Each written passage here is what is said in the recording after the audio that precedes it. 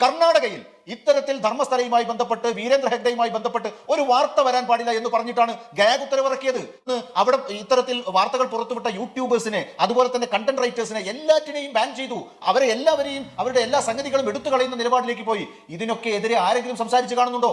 ഒരു രാഷ്ട്രീയ പാർട്ടിയും കൊടി പിടിച്ച് ഈ ഒരു കാര്യത്തിന് വരുന്നില്ല എന്നുള്ളത് തന്നെയാണ്. ഒരു പക്ഷെ എന്നെ ദുരൂഹ സാഹചര്യത്തിൽ മരണപ്പെട്ടതായിട്ട് കാണാനുള്ള സാധ്യതയുണ്ട്. ഒരുപക്ഷെ ഈ ഭരണകൂടം എന്നെ ജയിലിൽ അടയ്ക്കാനുള്ള സാധ്യതകൾ കാണുന്നുണ്ട്. അങ്ങനെ എന്തെങ്കിലും സംഭവിച്ചു കഴിഞ്ഞിട്ടുണ്ടെങ്കിൽ നാളെ നിങ്ങൾ പറയണം, സന്ദീപ് എടപ്പാൾ എന്ന് പറയുന്ന ആ ഒരു വ്യക്തി ഒരുപാട് ആളുകൾക്ക് വേണ്ടി സംസാരിച്ച് മരണപ്പെട്ടു, അല്ലെങ്കിൽ ജയിലിൽ അടക്കപ്പെട്ടു എന്നുള്ളത്. സഞ്ജീവ് ഭട്ടിനെ കുറിച്ചിട്ട് നമുക്കറിയാമല്ലോ. അതുപോലെ ആവാനുള്ള സാധ്യതകളൊക്കെ കാണുന്നുണ്ട്. ഒരു പൊടി ഞാൻ പിന്നോട്ട് പോകില്ല. ഈ വാർത്ത നിരന്തരം ചെയ്തുകൊണ്ടേയിരിക്കും എന്നുള്ളതാണ്. ഒരുപാട് ആളുകൾക്ക് ഇതിനോടൊക്കെ നോട്ടീസ് വന്നു. യൂട്യൂബർമാർക്കൊക്കെ കേസ് എടുത്തിട്ടുണ്ട്. എനിക്കെതിരെ കേസ് വന്നു, മനാഫ്ക്കെതിരെ കേസ് വന്നു.